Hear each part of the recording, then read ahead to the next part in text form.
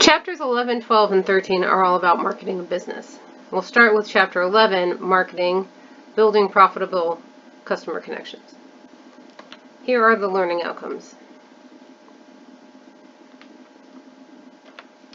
So what do you think of when I say marketing? Do you think of an ad in a newspaper, magazine, or a television commercial? Advertising is only part of marketing.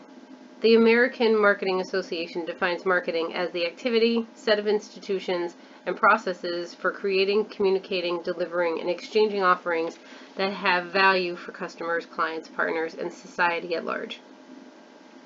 Long-term profitability is the ultimate benefit that most businesses seek from marketing. This benefit can be attained only when value is delivered to customers and other stakeholders. Since customers have a number of wants, different products provide various utilities. Utility is the ability of goods and services to satisfy these wants. Since there is a wide range of wants, products can provide utility in a number of different ways. So, form utility satisfies wants by converting inputs into a finished form. Time utility satisfies wants by providing goods and services at a convenient time for customers. So think of 24-hour drive-thrus or 2-day delivery. Place utility satisfies wants by providing goods and services at a convenient place for customers. Vending machines on college campuses. And ownership utility satisfies wants by smoothly transferring ownership of goods and services from the seller to the buyer. Marketing isn't just about goods and services anymore. Sports, politics, and art dominate people marketing, but celebrities are taking advantage of people marketing as well. You can use people marketing when looking for a job by figuring out what the employer, the customer, is looking for and then selling yourself to that need. Cities and states use place marketing to attract tourists and increase business. Event marketing is based around specific athletic, cultural, or charitable events. The Super Bowl or the Olympics are examples of event marketing. Idea marketing is meant to change how people think or act. Think about recycling campaigns or anti-smoking ads. The most important aspect of marketing these days is customer relationship management. When products are able to deliver perceived value above and beyond the customer's expectations, customer satisfaction is achieved, and this creates customer loyalty. Achieving customer satisfaction is tricky, and less savvy marketers tend to fall into two traps: overpromising or underpromising. If you claim that your product has more value than it actually does, you're overpromising, and your customer will be disappointed. If you don't set expectations high enough, too few customers will be willing to try your product. That's underpromising. Customer loyalty is the payoff for delivering value and generating satisfaction. A loyal customer is one who buys from a particular brand again and again, forgives the brand's mistakes, and provides valuable feedback. Think about brands that you are loyal to. Why are you loyal to them? When you think about marketing, the questions you need to ask are: who is my target audience and how will I reach them? A successful marketing strategy aims to develop a marketing plan that identifies the target market and a way to reach out to them. The first step is market segmentation. This is where you divide your market into groups of people or segments based on their similarities and differences. Once the target market has been identified, the next step is to determine how you can make the best use of your marketing tools to reach them. The characteristics of a well-chosen target market are size, profitability, accessibility, and limited competition. Selecting the target market for a product is vital. The first step is to divide prospective customers into groups based on similarities. Since people can be similar in a number of different ways, marketers have several options for segmenting potential customers. There's demographic, which is based on things such as age, gender, family size, income, things like that. Geographic is based on where you live. So in the Northeast, we have winter weather, But in the South, they typically don't have weather like we do. So you're going to market different products based on where people live geographically. Psychographic is based on interests, hobbies, and lifestyles. Do you like the outdoors? Are you a wine connoisseur? And behavioral is based on how people feel about a product, people who are loyal to different brands. Once you've clearly defined your target market, the next step is to develop the elements of the marketing mix. Marketing mix is made up of product, price, promotion, and distribution. In the product strategy, the product involves far more than a specific service. Product strategy discusses range from brand name to package design to customer service and more. In the pricing strategy, the prices must be fair to deliver customer value relative to the benefits of the product. Other factors include competition, regulation, and public opinion. In the distribution strategy, the goal is to deliver the product to the right people in the right quantities and at the right time and in the right place. In the promotion strategy, promotion includes all of the ways that marketers communicate about their products. The internet has helped to make the possibilities for promotion seemingly endless. To avoid threats and uncover new opportunities, you must continually monitor how both dominant and emerging competitors handle each element of the marketing mix. A goal as the marketer is to identify and respond to changes as soon as possible, keeping in mind that a sharp eye sees opportunity even in economic downturns. Anticipating and responding to trends can be especially important in industries such as entertainment, fashion, and technology. Technology often affects marketers in ways that are less directly visible. The political climate includes changing levels of governmental support for various business categories. Clearly, the political and legal issues affect heavily regulated sections like telecommunications and pharmaceuticals more than others. If successful marketing begins with the customer, then understanding the customer is critical. The decisions they make often seem spontaneous. After all, how much thought is put into buying a pack of gum? But they often result from a complex set of influences. Steps in the consumer decision process are as follows. 1, there's need recognition. You realize that you need something. Your current vehicle has a lot of miles and isn't working properly, so you're going to buy a new car. Second is information search. Most people don't just go to the first dealership they find and purchase the first vehicle they think looks good. Consumers do research, especially on larger purchases, to compare prices and special features. They want to make sure that they're making a good decision.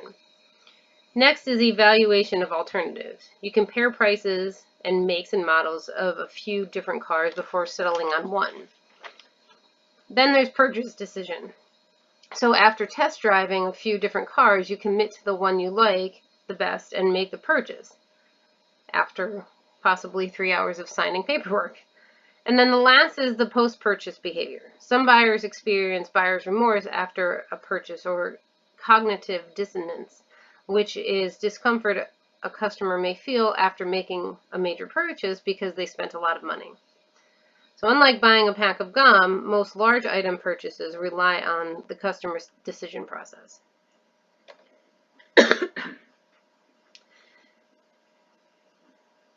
When marketers begin with the customer, marketing research often leads to a successful business. The goal is to make better marketing decisions that provide value for consumers and more profits for businesses that deliver. The two main categories of marketing research data are primary and secondary. Secondary data is data that already exists, that marketers can gather or purchase to use. It tends to be less expensive, but may be outdated information and not meet your specific needs. Also, the data is available to your competitors, so they would be able to use it also. Primary data is new data that is collected for the first time for that specific project. It tends to be more expensive, but it is customized for what you need specifically. The data is new, so it should be relevant. and it is proprietary, so no one else has it to use. So 2 basic ways that research is done on consumers is by observation and surveys. With observation, researchers aren't directly interacting with the subjects. Researchers are just watching what the subjects are doing. An advantage of using observation research is that the researcher does not have to worry about inaccurate or dishonest answers from the respondents. With survey research, researchers are directly interacting with the subjects. When it comes to survey research, researchers can secure information about the way people feel and think, things that can't be observed.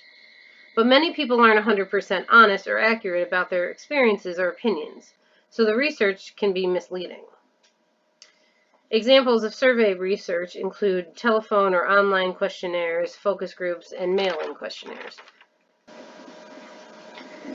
Over the past couple of decades, the social responsibility movement has accelerated in the United States, demanding that marketers actively contribute to the needs of the broader community. Technology has also made a major change to how marketers get their message out. The internet has made information available 24/7, and people can buy products from all over the world. Technology has also created opportunities for marketers in the form of mass customization. This is where products can be tailored for individual consumers on a mass basis. So now that we've discussed overall marketing, let's talk about product and promotion in Chapter 12.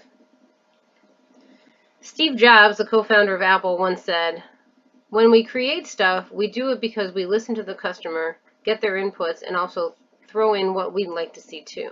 We cook up a new product. You never really know if people love them as much as you do." This quote focuses on how companies need to deliver products that they'll really love. A product includes not only physical goods, but also services and ideas. It's difficult to say whether a product is a good or a service because many products contain elements of both.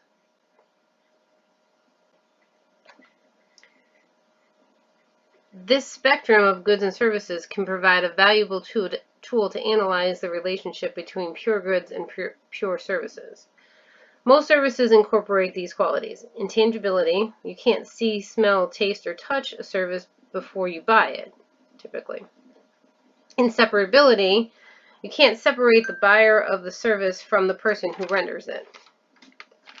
Variability, which is liability to vary or change. A good restaurant might have 2 different servers. One is great and the other is not so good. So it's the same restaurant, it's the same food, but your experience isn't the same because of the service. And perishability. Marketers cannot store service for delivery at peak periods. When customers buy a product, they are buying more than just the product or service. They buy a complete product package that includes a core benefit, the actual product, and then product augmentations. Products fall into 2 broad categories, consumer products and business products, and it depends on the reason for the purchase. Consumer products are purchased for personal use, for personal consumption. They have subcategories. So there's convenient products, which are inexpensive and purchased frequently, like toothpaste and shampoo. There's shopping products, which are more expensive and purchased less frequency, like cars or computers. Specialty products are much more expensive and are so specific that consumers will not accept a substitute, like a high-end sports car. Then there are unsought products, which are goods and services that have little interest to consumers, like disability insurance or burial plots. You might need to have them, but they aren't of interest to you, or they may have negative interest to you. Business products are purchased to either use directly or indirectly in the production of another product. Installations are large capital purchases designed for a long productive life with an emphasis on personal selling and customization. Accessory products are smaller movable capital purchases that are designed for a shorter productive life than installations. The maintenance, repair, and operating products category consists of small ticket items that businesses consume on an ongoing basis but don't become part of the final product. Raw materials include the farm and natural products used in the production of other products. Component parts and process materials include finished or partially finished products used in the production of other products. And business services are services that businesses purchase to facilitate operations. Some products can succeed with little or no real planning, but you can increase your chance of success with careful planning. One thing to think about in planning is product differentiation. Making a product that has a real or perceived difference from its competitors will help to stand out. But being different isn't only the thing that will help you succeed. You still need to satisfy consumer needs. If you remember in the 90s, there was an obsession with making products clear. Clear beer, clear sodas. They were different, but they didn't take off because consumers didn't see the need for clear beverages. So there was no need that was being satisfied. Product quality is directly related to product value. The two key aspects of product category are quality level and product consistency. The level that meets the needs of the consumer is considered to be the right level of product performance. If there is a positive relationship between price and performance, consistent delivery can offer a competitive advantage at all quality levels. In a well-designed product, each feature is related to a customer benefit. It is important for a marketer to design a package of features that will offer customers the highest level of value at a reasonable price. This package should be designed in such a manner that a marketer gains a profit out of it. Marketers usually try to offer a few low-cost features that give high-value benefits. Companies offer several products to enhance their revenue and profits. Some companies focus all of their efforts on one product, but most offer a number of different products to enhance their revenue and profits. Decisions regarding the number of items in a product line and the overall product mix can potentially impact the firm's profits. Adding new products to different product lines helps in reaching out to new customers. Brands now aim to display a strong group identity. This in turn creates brand fanatics. They're loyal customers who advocate for the brand better than any advertising a marketer could buy. Some companies opt to license their brands from other businesses. The benefits are instant name recognition, an established reputation, and a proven track record.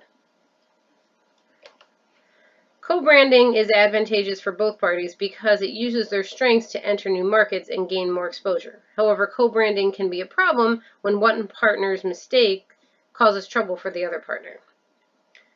The influence and quality of low-end private labels are on the rise. This puts a lot of pressure on national brands as they have to constantly innovate while keeping their prices constant. As companies grow, marketers look for opportunities to grow their business. Line extensions are similar products offered under the same brand name. This could be offering a new flavor or a new size or a new color. With line extensions, marketers have to make sure that they steal market share from competitors rather than from their own core brand. Brand extensions, on the other hand, involve launching a product in a new category under an existing brand name. The Bic brand diversified itself from pens into cigarette lighters and disposable razors. Packaging does more than just hold the product in place. It can act as protection, it can provide information about the product, facilitate storage, suggest ways to use the product, promote the brand, and grab the buyer's attention. Packaging is essentially important for grocery stores and mass merchandiser. The typical shopper passes about 300 items every minute. You need packaging to stand out in the crowd. A business that wants to survive for a long time needs to develop successful new products. There are different levels of innovation. There's discontinuous innovations which require extensive customer learning, which should guide the marketing process. Excuse me. Dynamically continuous innovations require a moderate level of consumer learning in exchange for significant benefits. And the goal of continuous innovation is to differentiate a product from the competition. An efficient, focused development process will boost your chances of new product success. There are the standard 6 stages, which are shown on this slide. Each stage requires management to okay the ideas before moving forward. This way, the company isn't wasting time and energy on marginal concepts. Ideas can be generated from customer research, customer complaints, salespeople, engineers, suppliers, and competitors. Idea screening weeds out ideas that don't fit with the company's objectives or ideas.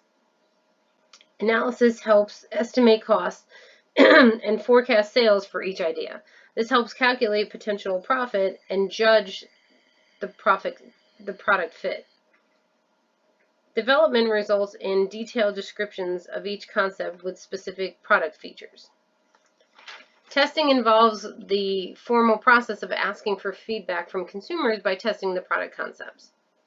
And commercialization entails the introduction of the product to the general market. 2 key success factors are gaining distribution and launching promotions. But a product that is tested well doesn't always mean instant success. So let's shift gears and talk about promotion. A promotion works best if it attracts the same customers to the same product repeatedly. Marketers can directly control most promotional tools. However, great promotion only works with a great product. Since there are so many ways a company can promote its product, smart companies use integrated marketing communication to coordinate their messages through every promotional vehicle, whether it's advertising, websites, or salespeople, so they can create a coherent impression in the minds of their customers. Here are new promotional tools that are being used more and more with how people are receiving their information.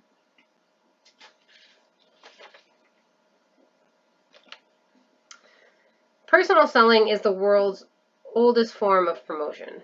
It's the person-to-person presentation of products to potential buyers. Because it is still very common, here are the stages of the sales process. First, you have to prospect and qualify. So you need to identify potential customers. Qualifying them means choosing those that are most likely to buy your product. Then you want to prepare. So before making a sales call, you want to research. It's critical, especially in business-to-business environment. Then you present. The presentation should match the features of the product to the benefits that the customer seeks. Testimonials, letters of praise from satisfied current customers, those things can push the sales forward by reducing risk for the prospect. Then you want to handle objections. Objections give individuals a chance to learn more about the needs of their prospects and to elaborate on the benefits of their products. Then you close the sale. The close should follow naturally from the prior step, but it often doesn't. Sealing the deal can be surprisingly tough. Some salespeople are afraid to ask for the close. They're afraid to ask because they don't want to hear no. Just because somebody says no doesn't mean that it's going to always be a no. And just because the prospect says no, they may have information for a different prospect for you. And then you follow up. The quality of service and support plays a crucial role in future sales from the same customer, and getting those sales is much easier than finding brand new prospects. So you want to make sure that you follow up with your consumers and make sure that everything is going well for them. The promotional mix varies dramatically among various industries, but also within specific industry segments. The best approach may simply be to consider the product characteristics, the product lifestyle, the target audience, push versus pull strategy, and push strategy involves motivating distributors to push your product to the final consumers, usually through heavy trade promotions and personal selling. Pull strategy involves creating demand from your final consumers so they pull your products through the distribution channels. You also want to consider the competitive environment and the budget. You do all of that while you're developing a mix that works best for a particular product.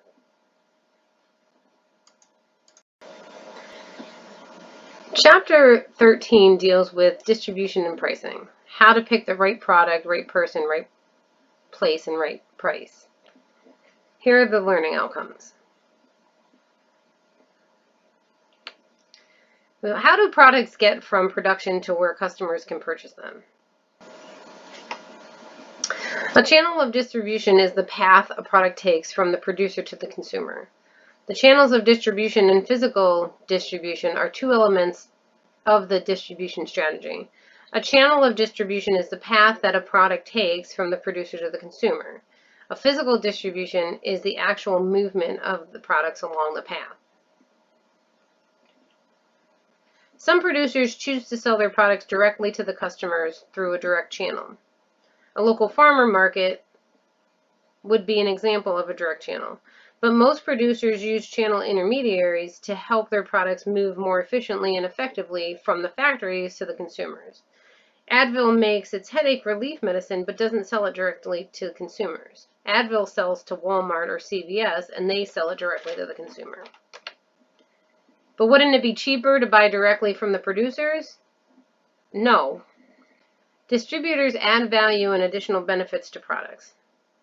Distributors add value or utility in a number of different ways: form, time, place, ownership, information, and service. Form utility provides customer satisfaction by converting inputs into finished products. Time utility adds value by making products available at a convenient time for the consumers. Place utility satisfies customers' needs by providing the right products in the right place. Ownership utility adds value by making it easier for customers to actually possess the goods and service that they purchase. Information utility boosts customer satisfaction by providing helpful information. And service utility adds value by providing fast, friendly, personalized service. Many producers sell their goods through multiple channels of distribution. The main distinction among the channel members is whether they are retailers or wholesalers. Retailers are the distributors most of us know and use almost daily. They sell products directly to the final consumer like Starbucks or Walgreens. Wholesalers, on the other hand, buy products from the producer and sell them to businesses or other non-final users like hospitals, nonprofits, or the government. Independent wholesaling can represent different producers and cater to a wider range of customers. The two types of wholesale distributors include merchant wholesalers and agents and brokers. Full-service merchant wholesalers provide a complete array of services to the retailers or business users who typically purchase their goods. Limited service merchant wholesalers provide fewer services to their customers. Drop shippers take legal title of the merchandise, but they never physically process it. Cash and carry wholesalers service customers who are too small to merit in-person sales calls from wholesaler reps. And truck jobbers work with perishable goods such as bread and drive their products to the customers who are usually smaller grocery stores. Retailers represent the last stop on the distribution path since they sell goods and services directly to the final consumer. Retailing falls into two main categories: store and non-store. And producers have sold their goods both ways, which is called multi-channel retailing. You can buy Pepsi at a grocery store or at a restaurant or from a vending machine. Intensive, selective, and exclusive systems are the three major strategic distribution options available for retailers. Intensive distribution makes the most sense for low-cost convenience goods that consumers won't travel too far to find. Selective distribution tends to work best for medium and higher priced products or stores that consumers don't expect to find on any street corner. Exclusive distribution tends to work for luxury good providers with customer base that actively seeks their products. Most retail sales are through brick and mortar stores, but a growing number of sales are going through non-store retailers. Online retailing is the selling and delivering of goods through the internet. Direct response retailing includes catalogs, telemarketing, and advertising, such as infomercials, meant to elicit direct consumer sales. Vending machines take money and dispense the product chosen by the consumer. Direct selling includes all methods of selling directly to consumers in their homes and workplaces. Multi-level marketing involves hiring independent contractors to sell products to their personal network of friends and colleagues and to recruit new salespeople in return for a percentage of their commissions. Think of like Pampered Chef or Mary Kay, where you do the sales in somebody's house while you're doing a demonstration. The next 3 slides show a number of different retail store categories. Each store category has its own function.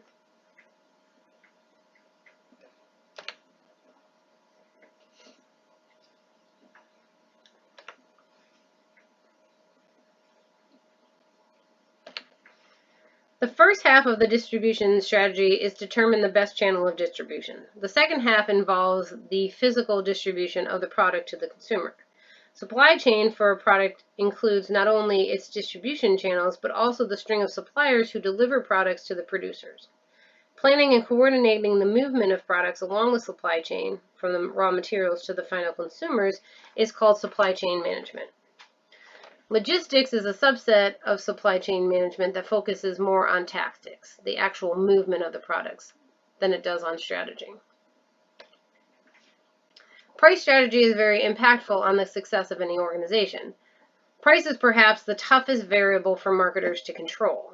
Both legal constraints and marketing intermediaries play a role in determining the final price of most products. Smart marketers evaluate and refine their pricing in order to meet their goals. These goals can shift to align with a changing market.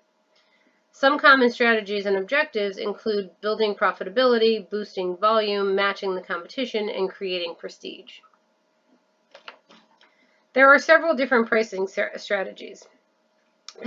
Penetration pricing is a strategy for pricing new products, and it's used to capture as much of the market as possible through rock bottom prices. JetBlue is an example. Its prices are often unbeatable, but it strictly controls costs by using a single kind of jet, optimizing turnaround times at the gate, and using many non-major airports. Everyday low pricing aims to achieve long-term profitability through volume. Walmart is best known for this strategy. The high-low pricing strategy tries to increase traffic in retail stores by special sales on a limited number of products and higher everyday prices on others. This is often used in grocery stores and department stores. Closely related to high-low pricing, loss leader pricing means pricing a handful of items or loss leaders temporarily below cost to drive traffic. The retailer will lose money on the loss leaders but hope to make up the difference on other items because customers are in the store. Break-even analysis is a relatively simple process that determines the number of units a company has to sell to cover all costs. Sales above break-even point will generate a profit. Sales below will lead to a loss. At the start, most companies will figure out how much money they need to make for each item to sell. The profit margin is the gap between the cost and the price on a per product basis. You don't just know if you price your product correctly until you figure out how the consumers perceive it. Consumers will use price as an indicator of quality unless they have additional information to guide their decisions. That wraps up our discussion on marketing. As always, I'm here if you have any questions. Please just feel free to email me, and have a great week.